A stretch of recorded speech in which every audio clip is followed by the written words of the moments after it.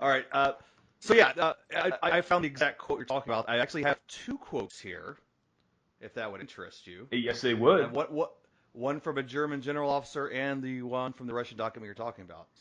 So, so the first one from World War II. The reason the American Navy does so well in wartime is war is chaos, and the American Navy practices chaos on a daily basis. And the quote that was on the wall of your workplace, one of the serious problems, I'm assuming, one of the serious problems in planning against American doctrine is the Americans do not read their manuals, nor do they feel any obligation to follow the doctrine, which I believe is an absolutely true quote. So that, in a nutshell, encapsulates the difference between what I would consider the Western way of war, or the American way of war, and the Soviet model, and the Soviet model being one that is still practiced today, not only by Russia, but also by China and really those countries that were in opposition or in various I guess stages of opposition to the West during the Cold War still very much have a rigid system and hierarchical structure that they go to war with, frankly, that style is for a number of reasons. Why is that style obsolete? Well, the first reason it's obsolete is because the in and I think I even have said this before, but there's a Marine Corps field manual in which it states that in modern warfare, decision making is a time competitive process, and whoever can make decisions consistently faster gains what they refer to as operational tempo, and will succeed or triumph more often than not, assuming that they're making good decisions. And so what you end up having is the American military culture, and I can specifically talk about the Navy, but the American military culture is based on this idea that, okay, we're going to train talented people and we're going to empower them. But to do that and to hold that mentality, there are a couple fundamental things that need to be in place. Number one, you have to have a more egalitarian society where it's not a strict class structure where if you didn't grow up in Greenwich, Connecticut, then we're not going to let you be an officer. And so if you look at it from the perspective of who's able to be decision makers, it's not just that our officers come from various walks of life, but we also have enlisted people who have earned their commissions to be officers, which is completely just not something that happens in many other militaries, especially militaries that are based on more of the Soviet model, where there's a lot of patronage that takes place, nepotism, and that sort of thing. And so that's number one. But number two is that it's not just that officers come from a more diverse subset, so to speak, but enlisted folks come from a very diverse backgrounds, and those enlisted people are trained to be the experts on whatever task they are given. And when you look at the Chinese military, for instance, and I'm going to use this as a modern parallel, if you look at the Chinese military, for instance, the officers are the experts on systems. They are the trained experts, and the non-commissioned officers, which chiefs and sergeants and those sort of things that we have in our military, it's almost non-existent, and it's in name only. Whereas in our military, we have senior enlisted folks that their job is to bridge the gap between officers and enlisted, and we put a tremendous amount of trust and faith in their knowledge and capabilities. And what it does is it provides us with seamless decision making and a much smoother organizational structure that is effective at the lowest level. So what I'm gathering here is we're creating a military doctrine, procedure, and expecting how we operate is at a level of chaos, and we went away from. I probably want to backtrack on this. We probably have to go back to the Civil War to backtrack on this, actually, to get a full cultural expect. Because I come from the cultural Right. side of it. Stuff. We kind of changed how we did things, how we approached what an officer is, what an enlisted person is, because 100 years ago, 150 years ago, we were kind of doing the same thing. Civil Yes. War. You became a general because you went to a certain college and you might not have any experience in actual warfare, but hey, we're about to go fight the Rebs, and we need officers to take charge of these lowly peasant farmers. And to be honest, that's what the mentality back then. Yes. And that's how they got the job, as opposed to by World War II, it's like America kind of shifted is like we need who we need to do the best job that we can Right. do. And I'm just saying there isn't nepotism, there isn't classism, there isn't racism. Obviously, all that still exists, but we definitely went in a different direction and said like, hey, the best guy for the best job to a degree is what we're going to go for here now. Yes. No, no, that's exactly right. And so what the way I would look at that is this. The U.S. military around the Civil War time, and for the most part, most militaries in the world around the 1860s were you won wars by attrition. You overwhelm the enemy, and if you're able to continually put people through the grinder, and then also use some maneuver warfare to put the enemy in an unfavorable position, then you can win. Well, not unfortunately, because that way of warfare led to so many deaths. But the trench combat in World War One, drove that point home where the world was using antiquated tactics in in a world with mustard gas yes, and automatic yes, weapons. and that became all too real and evident. So really, what ushered in the dramatic change in both professionalism and how units are organized, how people get their tasking, had to do with one was technology. Technology allowed advances in maneuver warfare, but two, it was the Germans.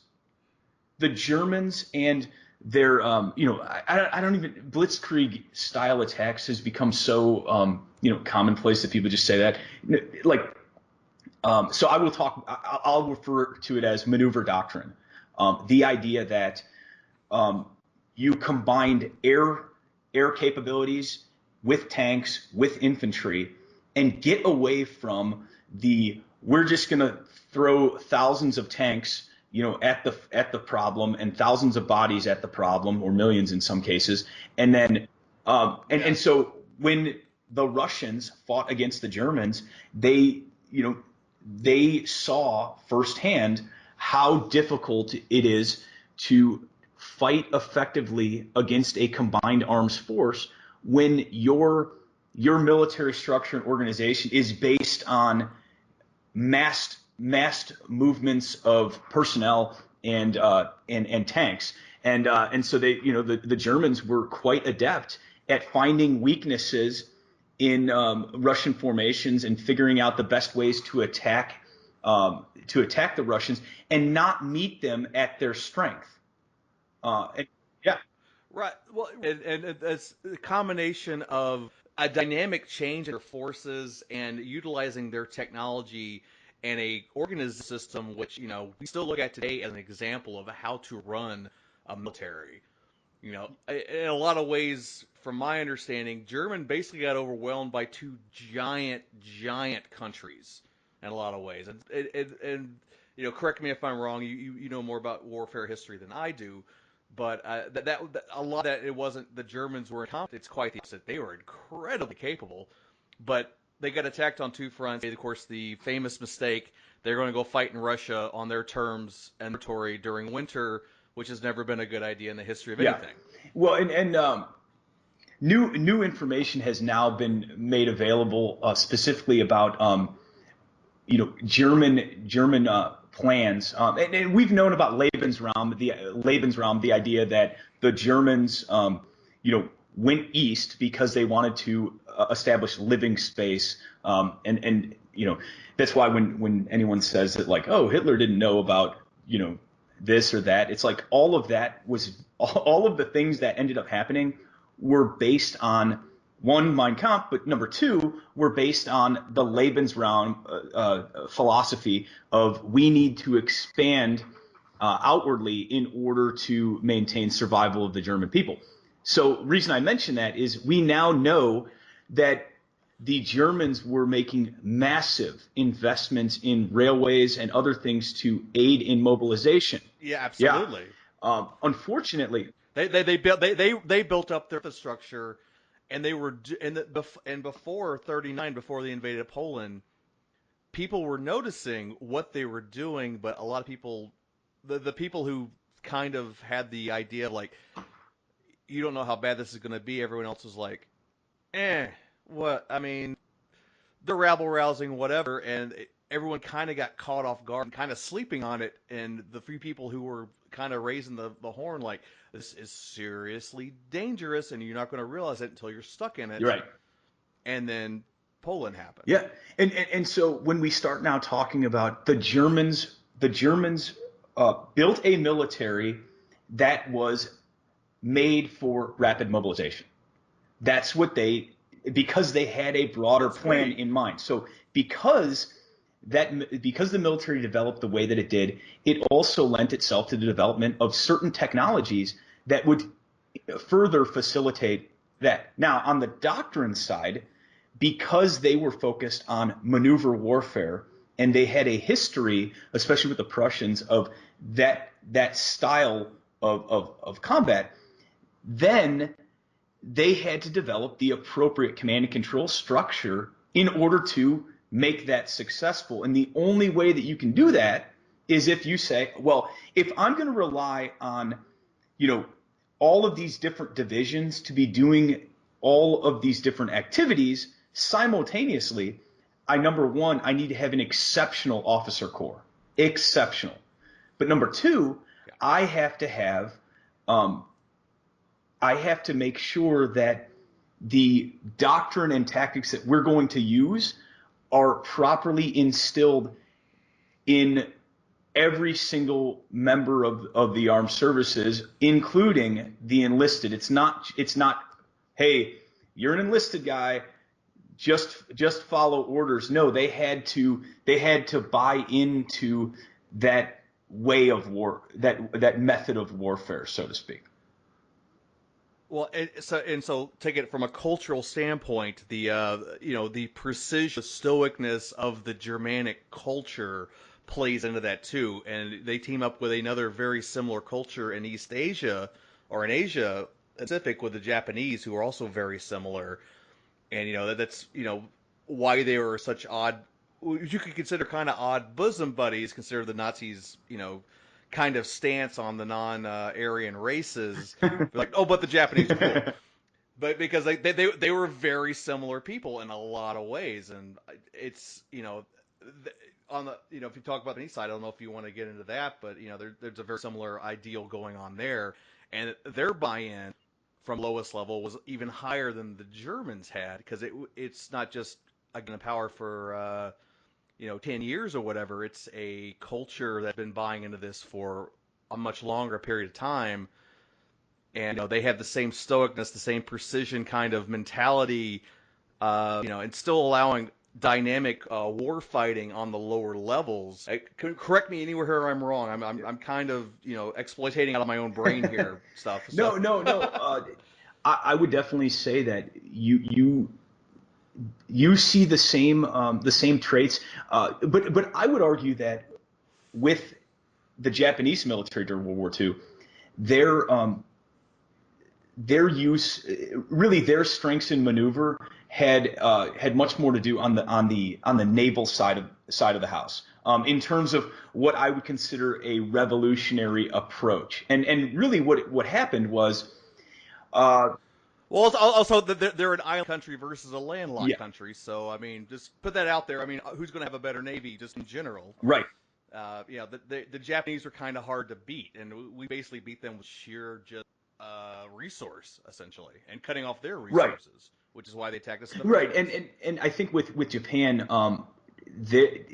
it really came down when the Meiji Restoration, started happening, and really when everyone, you had Dewey's gunboat diplomacy and some of these other things, and you had the Boxer Rebellion in China. So there were a lot of things that happened prior to Japan's rise, and one of them was they made a decision, and the decision was that we are going to use the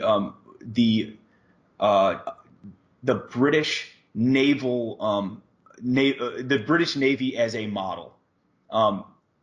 Which is the same. Which is this, yes, which is exactly the same thing we did, and they were the most powerful naval anyone had ever seen, essentially, right, up until last 50 years. yeah, and really, another option, right, by the way, and really, what the kicker was Alfred Thayer Mahan, when he wrote the Principles of Sea Power. Deep dig, my friend. Yeah, and Alfred Thayer Mahan wrote the Principles of what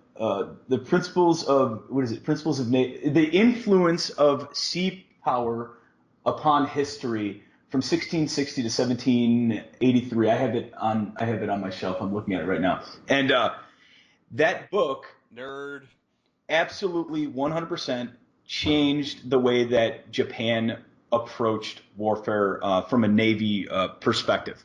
And they reasoned quite correctly that the British model was a superior model, which is Alfred Thayer Mahan was an American, and he was very instrumental in reshaping how our Navy was going to operate and what types of ships that we were going to use. And this is why during World War II, Japan was so focused on battleships, because battleships came straight out of Mahan's playbook. He was a firm believer in big battleships and big battles.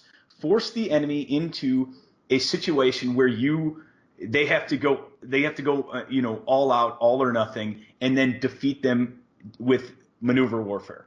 And so what's interesting is that Mahan greatly influenced Japan's military culture, yet during World War II, their reliance on battleships actually kind of killed them, because the United States made so many improvements in carrier-based aviation that it led to the death of the battleship. People like battleships today, and they're like, oh, we need to bring back the Missouri. No, why?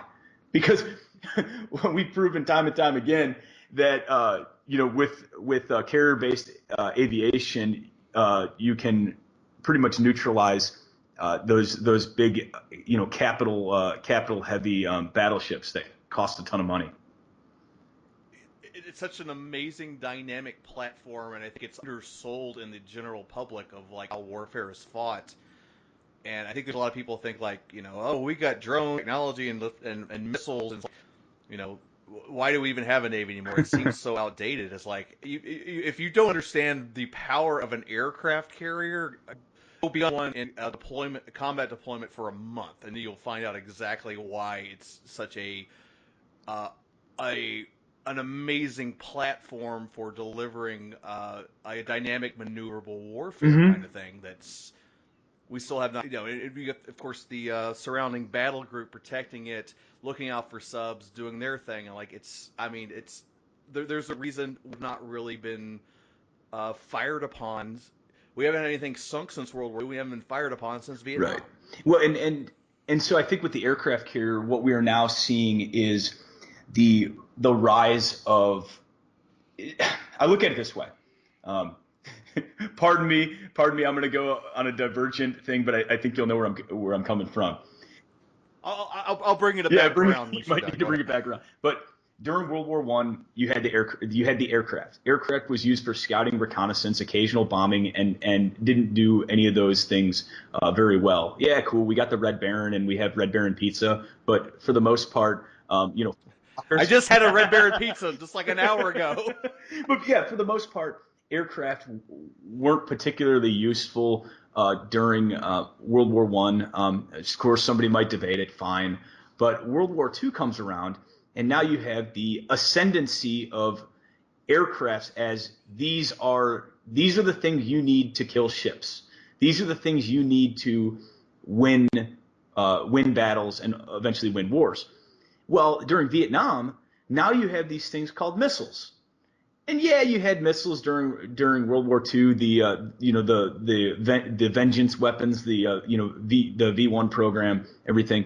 But now you have missiles and anti-air defenses that put those aircraft in danger. Okay, so that model has been happening for a while, but until recently, you still needed maneuverable aircraft to get in close to do deep surgical strikes at the enemy's infrastructure, command and control hubs, or forces out in the field. Right? You still needed to get aircraft in there, and that's why you need the carrier-based aviation, because you can't just build bases everywhere.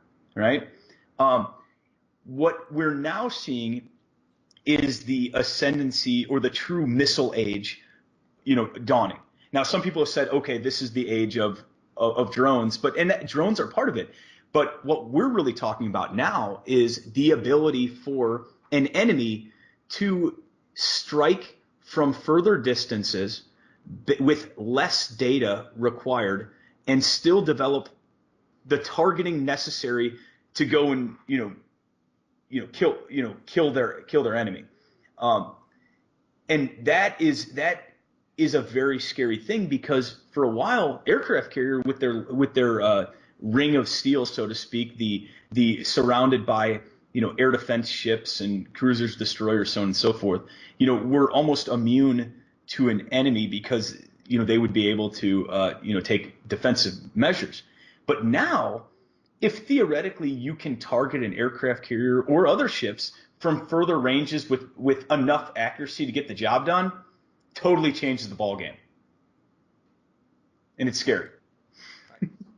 It's very scary. But going back around, we started off on World War II. Talk about what the Germans had in place, and what getting into the further to this the subject here and where we're going to end up going with it. What were the adjustments the Russians and America and I also put the Brits in here to adjust to what Germany was doing and how we managed to overcome them. And we touched on it a little bit earlier, the chaos of America. You can expound more on that and also talk about, what Russia was doing other than just being tough bastards who can deal with the cold better than anybody else. In many ways, the United States military stole the German structure and tactics. Particularly the Marine Corps. I mean, the Marine Corps says it all the time nowadays that everything is kind of based on Prussian fundamentals. When you start looking at fire teams and the structure, you'll notice that the Marine Corps, they're organized mostly in threes, and that is ripped off of Prussian and later SS. Waffen SS organizational styles and things like that. So you start seeing this use of the fire team and a fire. That's a German.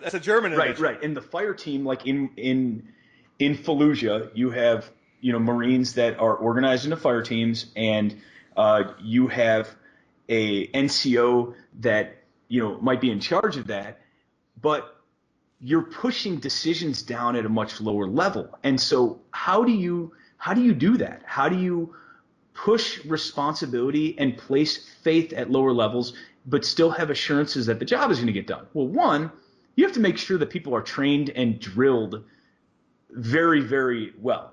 Okay. But the second thing is that you have to create some sort of unifying set of principles in order to make those assurances. And one of those things is the commander's intent. So, when Marines are out in the field and they'll do their SMEAC report, situation, mission, and they run through their 5-paragraph orders of this is what's going on. And one of the things that's really important is, what is the commander's intent?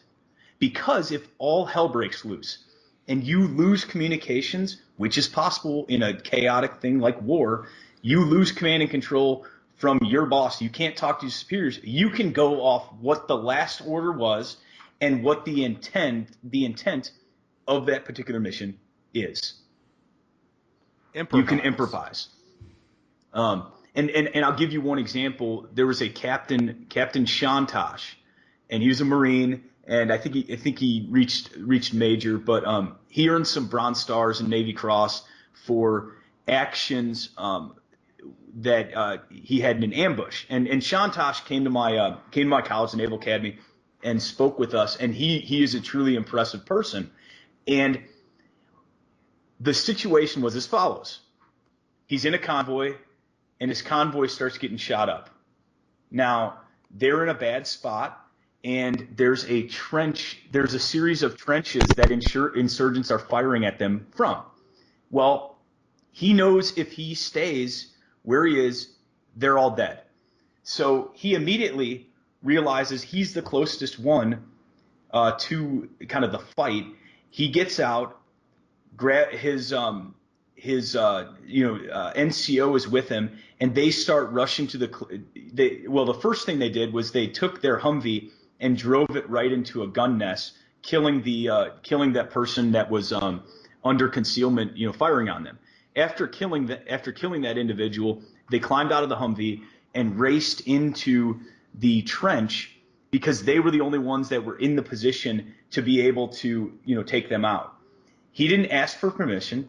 He didn't even have a plan. He just knew that not doing anything would result in death. So he had to go and improvise. And they ended up clearing about 200 meters of trench, killed 40 insurgents. At one point, he ran out of ammo, had to pick up an AK-47, started mowing them down.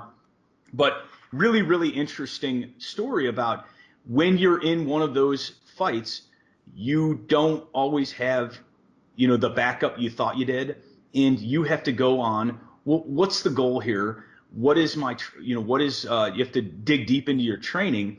And that's one reason why the U.S. military is so successful, is that we have an ingrained ability to improvise when required, even if you're not getting voices from the top. The Soviet military model, not so much. That's not how they are organized. So how did they overcome, the invasion of Russia in the 44? So What was it? Was it simply throwing bodies and waiting for the cold to fuck them up, or did they make an adjustment as well to get over their hierarchy structure?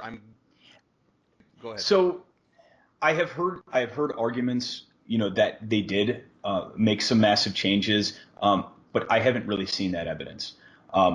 My opinion is that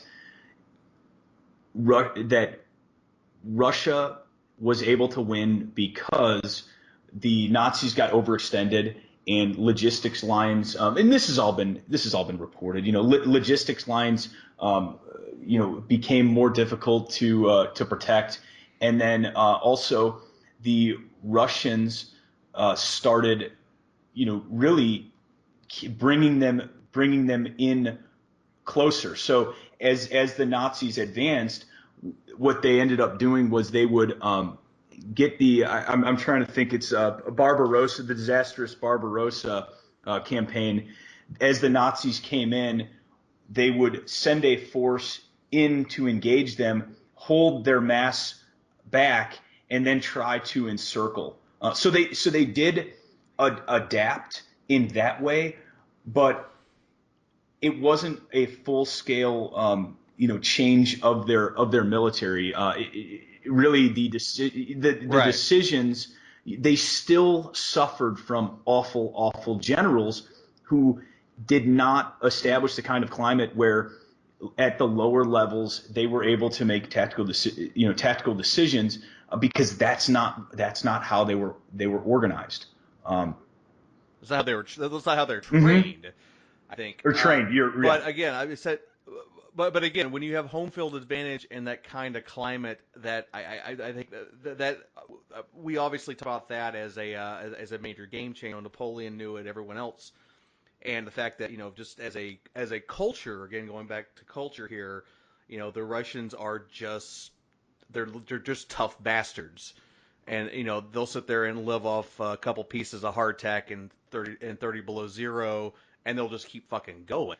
And as good and as tough as and badass as the Germans can be, at some point that's going to wear on their side because they're not used to that kind of life, as opposed to the Soviets, who are like, yeah, whatever. I mean, that's just what they Right. do. And even having a shitty command structure where they can't do the improvisation that the Germans and the Brits and Americans learned from the Germans, they were still able to just overwhelm. And also, they're, it's the world. They have a lot of bodies to throw. Yeah, and so Am I wrong? Am I wrong in that assessment? no. I think that assessment's correct. With the German military or with the invasion, and when the invasion started to go south, the Soviets did adapt, and they adapted by essentially ceding ground, skirmish, cede ground, and use defense in depth, and then hopefully. Yeah, really. And the cities, Stalingrad being one, or Leningrad, what do we want to call it this week, those became the real frontline spots, because as the Germans came in and occupied, now they were stuck. They were able to be encircled, and it just became a very brutal, costly campaign. Anytime you're getting into urban combat, it's not exactly fun. Yeah. It's the worst form of combat I think has ever existed. Right. I can't. It's so difficult. So okay, so moving on to that, we'll go to the next part of this tale as we go through the history of the 20th century warfare. World War II ends. We kick Germany's ass. The uneasy alliance between America and the Soviet Union immediately falls apart as we're dividing up the world, and basically recreating just the power structure. And now we're in a Cold War situation. It's something, for 50 years, everyone's waiting to go hot. And, now the nuclear armament's involved, it's incredibly dangerous. And now there's a weird game of cat and mouse going on between, America and their allies. Not going to undersell them.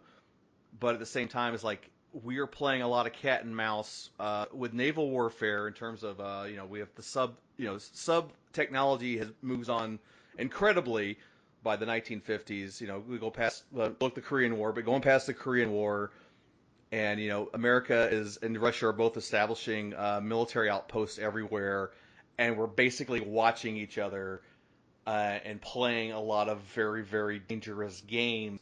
And the mentality of the quote we mentioned earlier is frustrating the Russians to a depth they weren't. They're just like, what the fuck is wrong with these people? Like, why can't we get a good read on what the hell they're supposed to be doing? And a lot of it goes back to that level of we have given the autonomy to the lower level commanders to improvise, to be a little more autonomous with their actions. Is there, what is your take on that? And there's any examples you've done in your readings that are good examples of that kind of, Yeah. military and cultural kind of clash we had going on? Yeah, and so I'll start by saying this story, okay? Um, in Afghanistan, the U.S. military was being constantly bothered and asked to provide, M16 rifles, as well as Humvees, okay?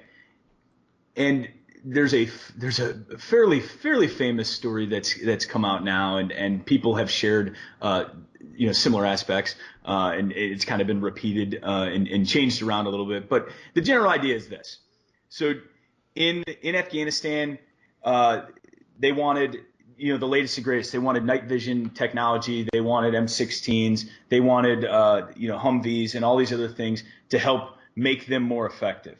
And a number of generals on the ground actually opposed this because they're not going to maintain these things properly. They're just going to get broken, and in 6 months' time, all this stuff is going to be, the Humvees are going to be broken down because they don't know how to fix them. The rifles aren't going to work because they don't clean them, and all this other stuff. Okay, and 6 months later, that's exactly what happens. Because they not built up the infrastructure to do the proper maintenance and they didn't have the mentality that we have. Like say the American side, we have so many years of knowing to take care of your shit is as important as using right. it, and they're just like, okay, new toy. Yeah, right? and so now let's take it to Iraq. Same thing, and both of these militaries are very closely modeled after the Soviet style military. So in Iraq, now there's a new technology gets offered to an Iraqi unit, and this defense contractor brings these glossy, beautiful manuals. And he's got these manuals of how to maintain this equipment, how these systems operate, everything you could possibly need to know about how to operate this equipment. He starts talking to, he gets the maintenance folks and the enlisted guys around in a circle, and he's starting to instruct them on how to maintain these systems and how they operate. Before he can get through the first page, an Iraqi major walks over, starts talking to him, and then takes the manuals, not one, all the manuals, goes to his tent so that he can study them all, and then he's going to teach them because he has to be the expert.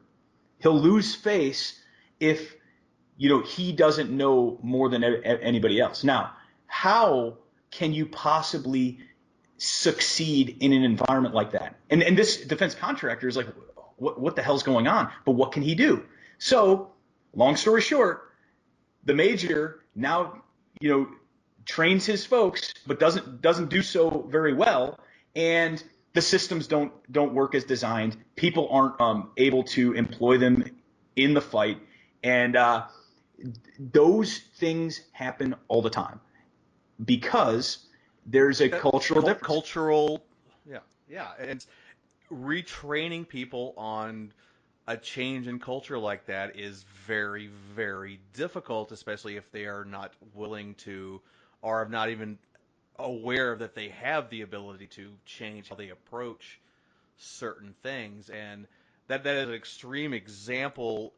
I would say the military, I'd say the American military has had similar issues with that in the past, and it required a large effort to break down some older kind of mentalities that exist and continue to exist and go back to I said Civil War. We go back to classism. We go back to structure and organization. Yes, we changed in World War II, but we're still set up into an officer and enlisted kind of thing, and there's certain cultural mentalities we keep. And that was going to go into the point I was very interested in talking to you about. This all feeds into how we kind of changed our own culture situation. Forget that any more going back to Russia and America Cold War cat and mouse stuff. Yeah. Before I jump ahead here. And so for the American military during the Cold War, because we're a democracy or a constitutional republic, we're not a democracy, but because we're a constitutional republic, we already have strains of individualism, and that is already part of our culture. So making the adaptation to a more streamlined military wasn't as much of a stretch as it could be for other countries. what really changed a lot was the fact that during these Cold War cat and mouse games, you needed to more than ever operate at what we call MCON. So MCON is emissions control, meaning that you will silence radars, you will not use certain comms, you will try to reduce your emissions in other areas, travel at slower speeds or at certain speeds in order to reduce cavitation of propellers and things like that. So if you are trying to remain more clandestine because you don't want the Soviets to know where your units are operating, and you want to try to have the element of surprise, and the Russians were doing the exact same thing. Now you have to make certain modifications and accept that you're going to place increased authority with the commanding officer to make decisions as he sees fit, to execute the mission. And so the emissions control aspect that was prevalent during the Cold War certainly influenced it. But then I also think the development of certain technologies played a major role as well, in that the Russian Navy is not a carrier-based Navy. Now that's interesting. And one of the reasons for that is actually somewhat fascinating. The Black Sea, which is one of the primary areas that the Russians would operate, due to the Montreux Convention, Turkey does not allow aircraft carriers to transit, through that area. So the Russians made aircraft capable cruisers. So if you look at the Russian Navy throughout the Cold War, they did not have this type of aircraft carriers that we had in use. They used large cruisers that were packed to the gills with anti-ship cruise missiles and other types of things, and they could operate aircraft carriers. So and then they did have a robust sub community as well too. I think they did focus a lot more on subs than they did on large scale maneuverability. Like you said, they did cruisers. Like they had they have like some kind of aircraft carrier. I mean, I was in Vladivostok before. I remember seeing one of the damn things. Maybe I'm wrong. No, they did. But they did. Definitely to us. But what's really important to understand is that when you use these aircraft carrying cruisers that they use, and their preference for battleships and submarines and larger surface combatants, the level of sophistication in terms of your command and control structure is not as difficult than the level of it's not as sophisticated as the level of sophistication required to use and integrate aircraft carriers. So, can you expound on that a little bit, because I don't think I'm quite grasping that. So when you have an aircraft carrier, you now have to defend that aircraft carrier because our aircraft carriers lack a lot of the defensive capabilities. So that means go ahead. Right. That's why we have battle groups. And that's why we have battle groups. But in the use of these battle groups, you now have this. We chose to do multi-mission type ships, and multi-mission type ships being, we're going to have this ship that's capable, or these ships that are capable of defending the aircraft carrier, but they need to be able to defend them, against a variety of threats. They need to be capable against air threats. They need to be capable against other ships, and they also need to have sonar suites that allow them to track and then ultimately engage, subsurface threats or submarines. So we chose a model of, we're not going to have ships that are just uber specialized. We chose multi-mission ships. But if you do multi-mission ships, now you need to develop an organizational structure whereby people are responsible for different domains. So you have the air, surface, and subsurface domain. And okay, this ship is going to be responsible for the surface, for organizing our units to fight against any surface threats. That means you have to empower that commanding officer. Now, or in this case, like a destroyer squadron commodore. Then you have the air side, and so over time we started saying, okay, in order to be successful doing a wide range of different fights, we need to have someone who's the strike warfare officer. Why do we need a strike warfare officer? We need a strike warfare officer because if we're going to launch tomahawks on someone, or if we're going to conduct a surface strike using aircraft from an aircraft carrier, somebody has to organize that.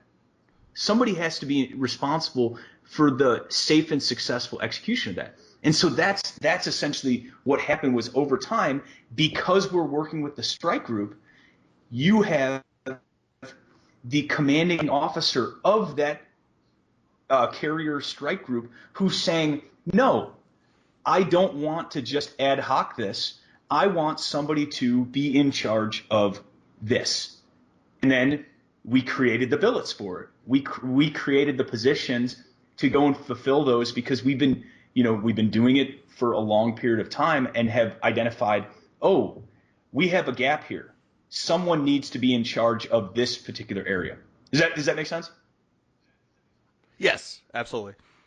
So we actually created this out of just the need, and we saw it and we filled it just to maintain a multi-class kind of dynamic attack system and recognize faults. And I'm sure there's a lot of missteps and oopsies along the way, as anything of this kind of large scale will have. At the day, like we create, so we have the three operational systems in terms of naval warfare. Well, four if you include the Marines. Surface, subsurface, air, ground, maritime attack. Right. So we're a multifunctional, capable machine, but we're special in each one. But there's still an overall coordinator that at least understands enough about all of it to, not be completely lost about it. But he also has the autonomy, as we've talked about, like how the American military has done that to the lower level commanders to make a lot of these decisions that, say, the Russians or other militaries, they don't give their lower level commanders the ability to do. And that's where, the American, not just our technology and our size, but our just kind of our organizational structure and our battle as you just talked about, that creates this power dynamic that is really, really, really hard to deal with. Yeah. And I assume there's a couple of architect masterminds behind all this somewhere. Maybe you know the name of these people since you've studied it. Well, I think so. There have been a number of instrumental leaders. Really helped reshape the military. On the Navy side, but I think the big thing actually has to do with something really, really simple, and it's this. Okay. It's this. If you go and what is the proper name for the Chinese Navy? I have no idea. It's the People's Liberation Army TAC Navy. That's interesting. Okay. Yeah. Now, that model, the Chinese military model, was taken from the Soviets. The Soviets are horny for infantry. They love infantry. They love the army. They've always been an army-centric, land-based centric, and it makes sense. It makes perfect sense. We always go back to geography on who's got the better navies, who's got the better ground forces, and you just look at a map and it's like, okay, it makes sense, right, as a rule, right? Right. The U.S., just like the former British Empire, we have a preference for the Navy. Big oceans, weak neighbors, and so the dominance of the Army, and some might dispute this, but I think certainly no one can dispute that the Navy, in terms of their power within across the Department of Defense, is it's far more. It's far more. There's far more parity in who is in charge and who and which defense community is. I guess has more. How do I even phrase this? There's more parity in our military than there is in the Chinese military or in the Russian military. The army tends to dominate in those former Soviet or Soviet styled militaries. South Korea as well. Mm-hmm. I've worked with them many times. I was in 7th Fleet, and for a peninsula, surprisingly, I would say their maritime infantry, their Marines are, from what I've seen. Correct me if I'm wrong. Like that seems to be their focus, which makes a lot of sense. But also, their main enemy is their fellow former countrymen just north of Right. them.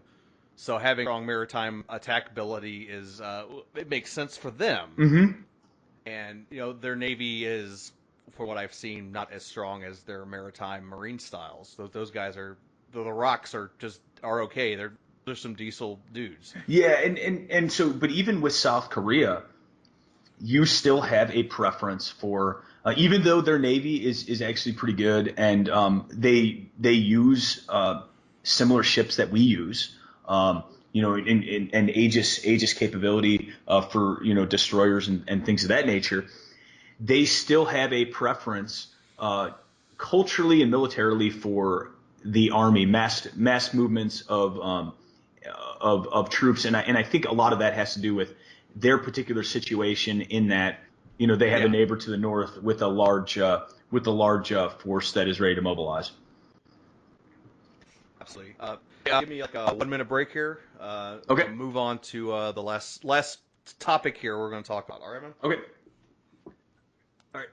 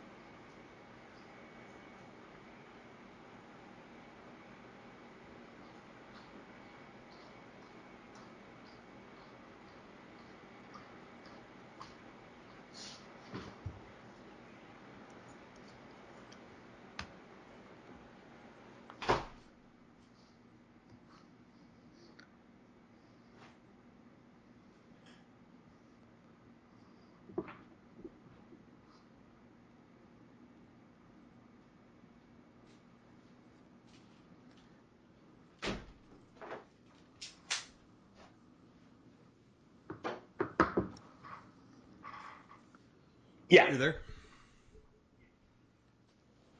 All right. So, uh, this is pretty awesome, Mark. You're filling in a lot of gaps into what I've known and kind of illuminating little areas I probably didn't think of that strongly. And it's really fascinating. I hope it is for the listeners as well. But turning this into going from we're talking about changes in military culture from a larger operational sense. We talked a little bit about how we've changed how we view enlisted and officer and changes in autonomy and how we deal. Brings me into just a little pet theory I've had for quite a while. And I think I'm in an interesting position to talk about it, having come in the 90s, right after the Cold War. Now, background, of course, we all know. Well, maybe some of you don't know actually. The way the American military is operated is till World War is basically when there's a war going on, we bring up an army, a navy, and then once it's over, it kind of goes down to a very small minimum. But during those rises and conflation of combat, we conscript, we draft people into the military, right? Right, exactly. hmm So, And of course, World War II is like, go ahead. well, no, exactly. And I think I kind of know where you're going with this.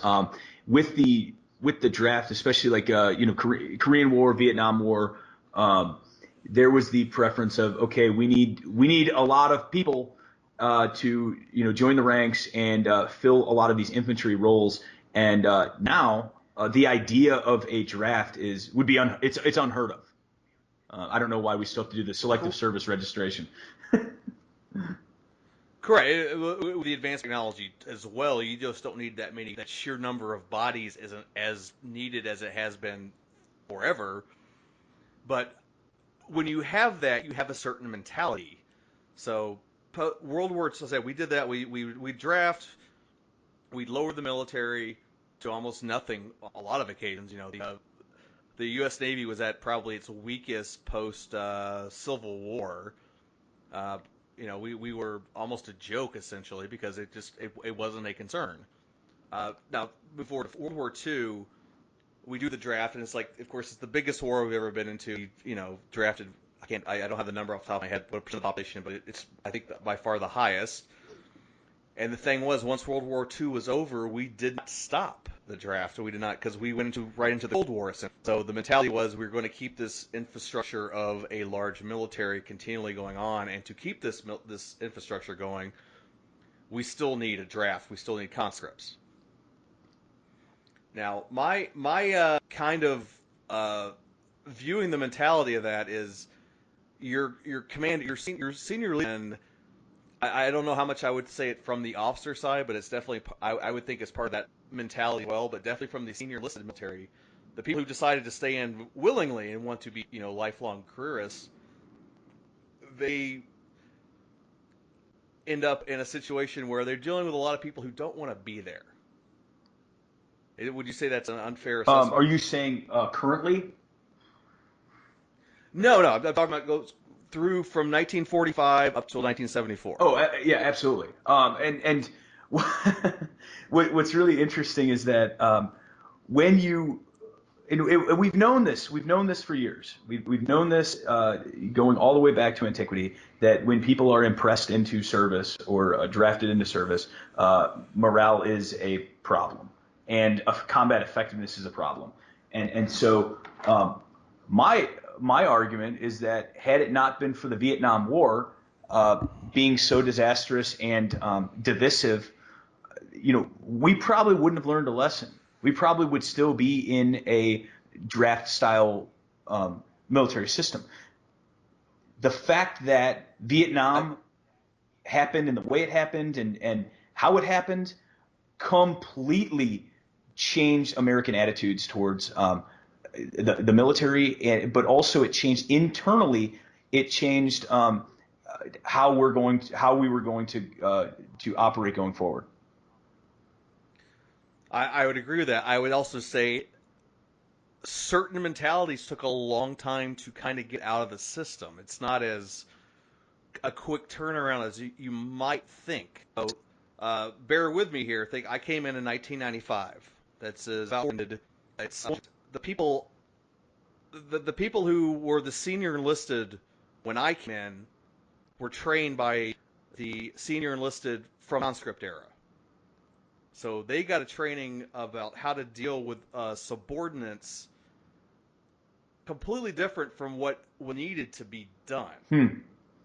Uh, because this is where I'm going with this. Is like before you have a mentality of all your juniors don't want to be there. Say the Navy, we really didn't draft anyone, but people came in the Navy to not go into infantry, right? Yeah.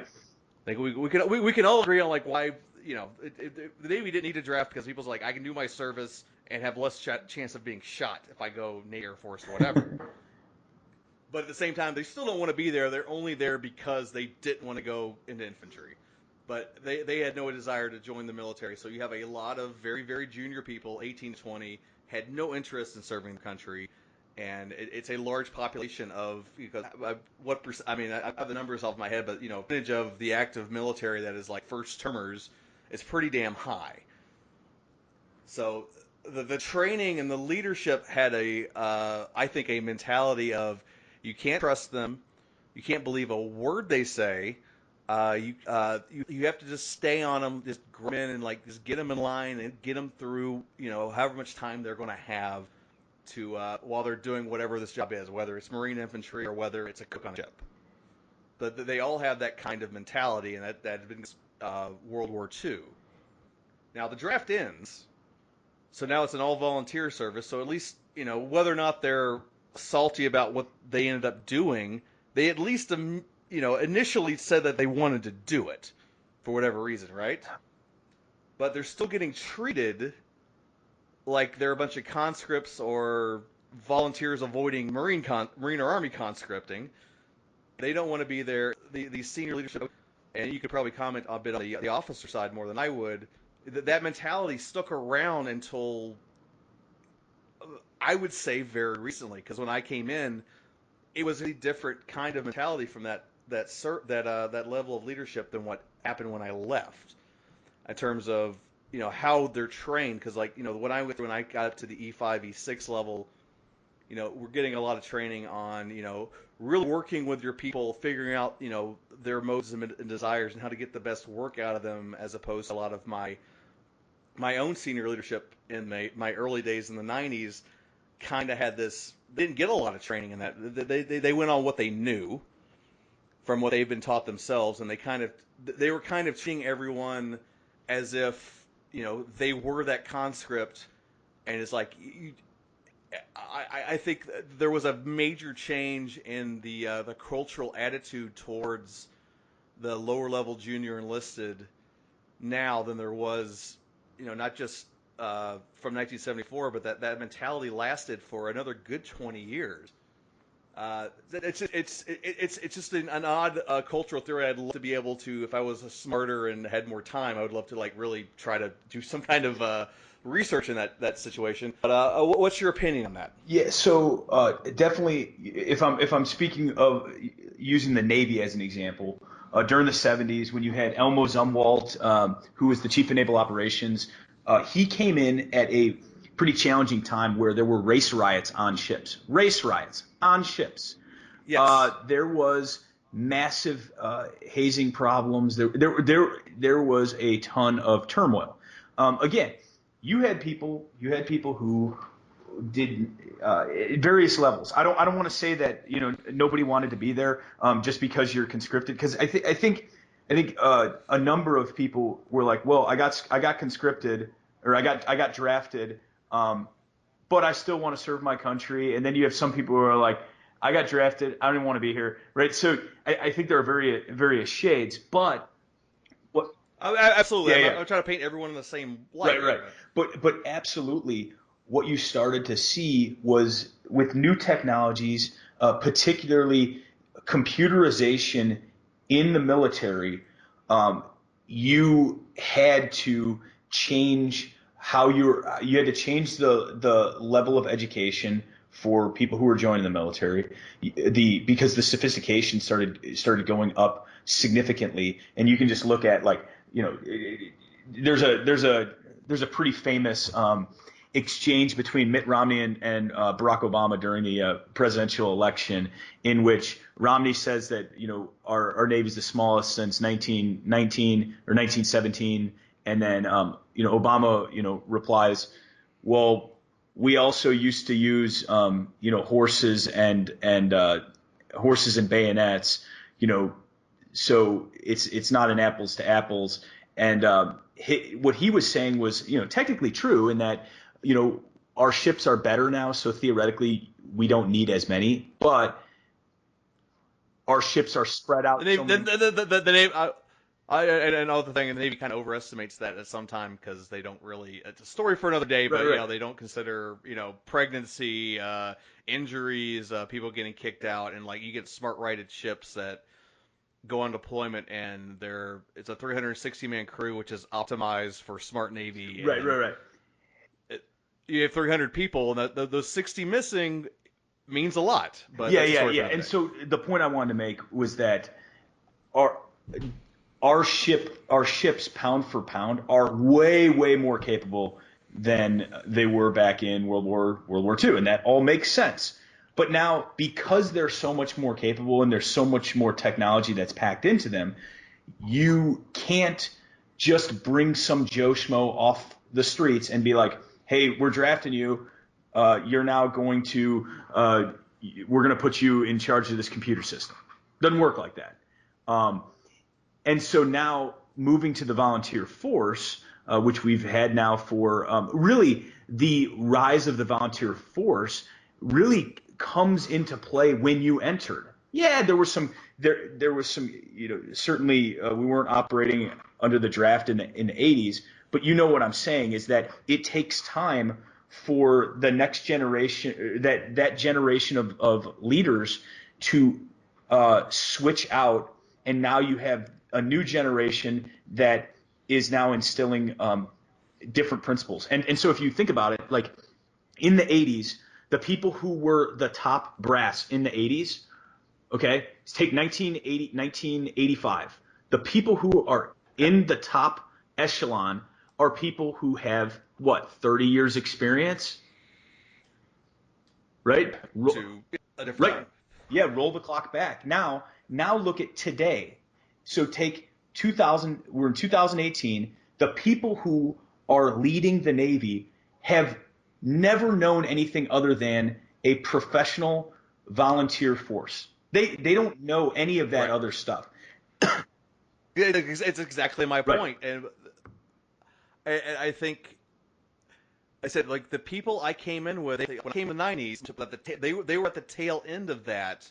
They were the volunteer, but they were directly trained, and they got the mentality of how to deal with subordinates, how to deal with operationals from their mentality. And my whole point was it took a good amount of time to have that weeded out, where we don't need to act this way. These are not kids who don't want to be here. Well, I mean, some don't, but I mean, they all volunteered initially. They wanted GI Bill. They at least came with good intentions for the most part, as opposed to 20 years prior when they came in and they're treating everyone kind of like dog shit because they just, I mean, every leader is different. Again, I don't want to paint everyone with a broad brush here, but there is a overall cultural mentality, just to kind of just assume the worst out of, the majority of the service, which is junior first termers. And I think I think it's a good thing. I think we've progressed, but it's just one of those things I see. Just the time I came in to the time I got out, I watched that kind of change over time, and I was noticing like, the differences in how, at least as a senior enlisted person, I was getting training on like, really, very much more scholarly, educational in terms of, a social environment as opposed to the structure. Anyone gets out of line, snap them back in place, grind them under your heel. Don't take anything for granted. It was so different from when I came in and when I got out. And I think I do believe it's directly related to the change in from conscription to a volunteer service. Yeah, I would add that the other thing that really impacted it is the growth of education availability. And there Yes. was a You said yeah, you said technology. You said technology before. I think those are all factors for sure. right.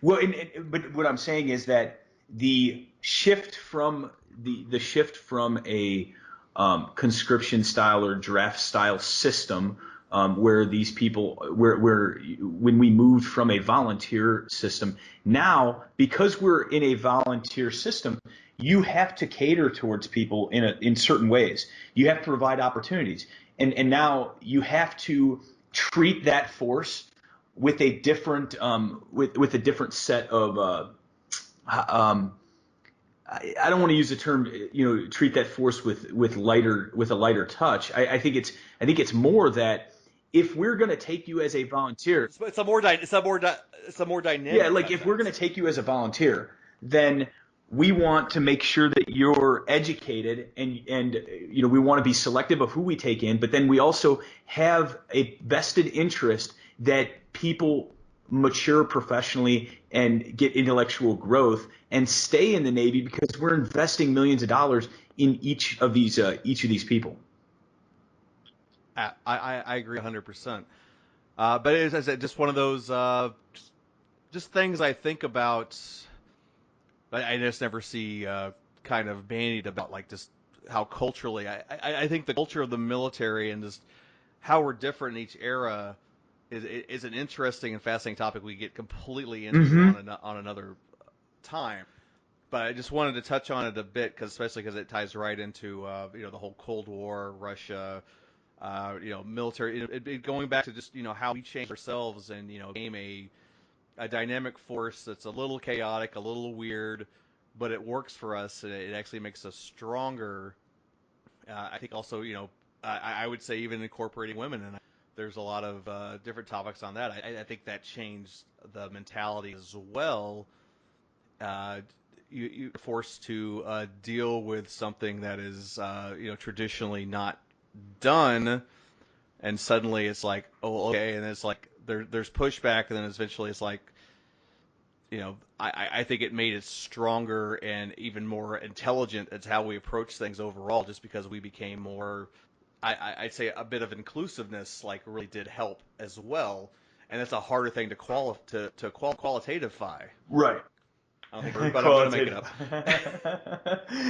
No, the taking, expanding the pool, raising requirements or raising standards, so to speak, which, Right. we talked about the mentality of the past, and people still tend to think, oh yeah, people in the military aren't smart. Probably smarter than you. Like, they're smarter than you think. Well, yeah, just on that subject, I will say, I the people I worked with when I left were smarter than the people I came in with in '95 as a whole. And I say the I don't same think thing. that. Yeah. Yeah, there was a difference, is like, because there were some people who would not have been able to join 2018 that joined back in 1994 or 5.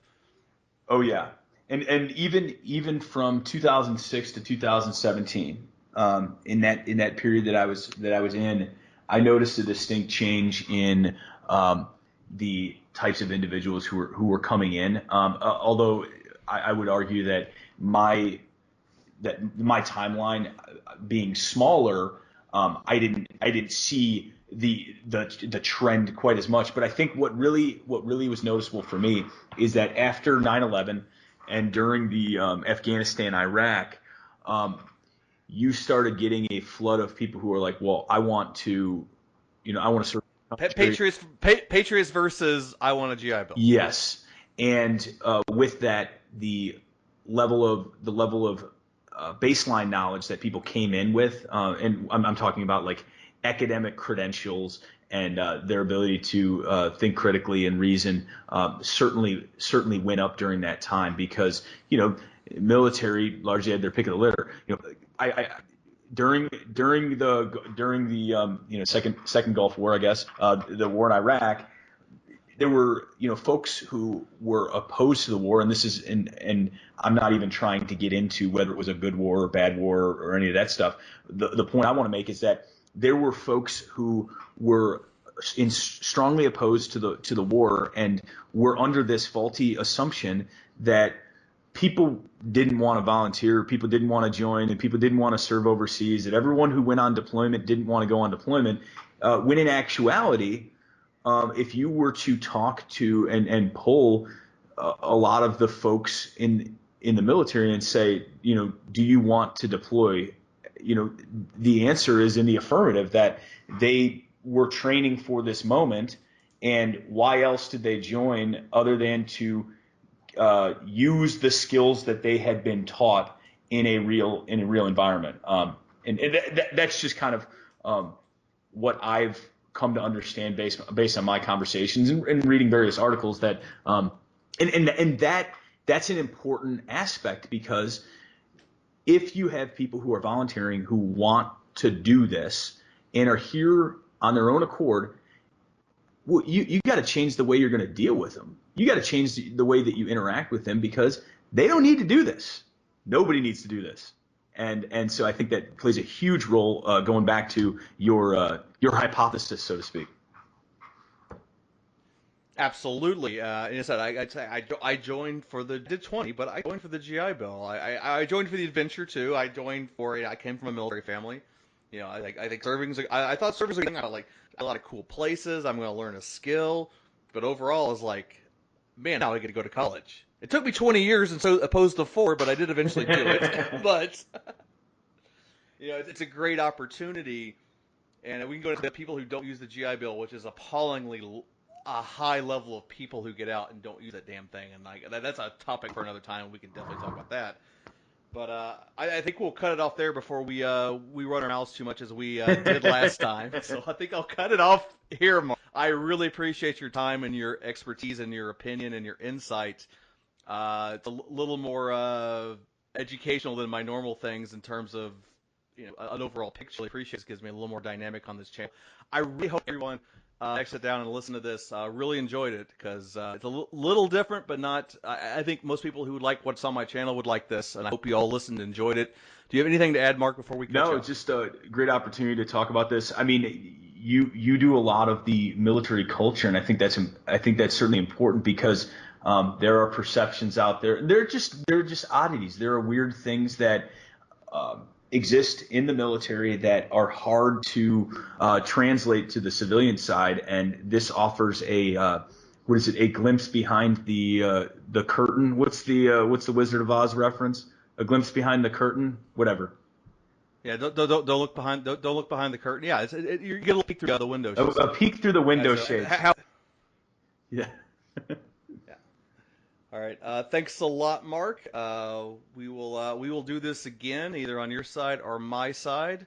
Maybe in the future we will permanently team up and create something completely different. Who knows? Life has a way of working that way out. Oh, absolutely, totally agree. And I think I'll have to have you on at some point. We'll talk about artificial intelligence and get into some sci-fi stuff, because that area fascinates me. I know you're a little bit of a nerd on some of these issues too. So Just make sure I got a bag of weed on me so I get really high. Being yeah. out the Navy is great in some ways. Let me tell you. Yeah, I hear you. I got yeah. Well, Well, I agree. I'm not going to ask you about your business. I'll put mine on Front Street, but I don't know anybody else. All right. Thanks a lot, Mark. I really appreciate it. And that's all the Salty Seaman has for now. I love you, freaks.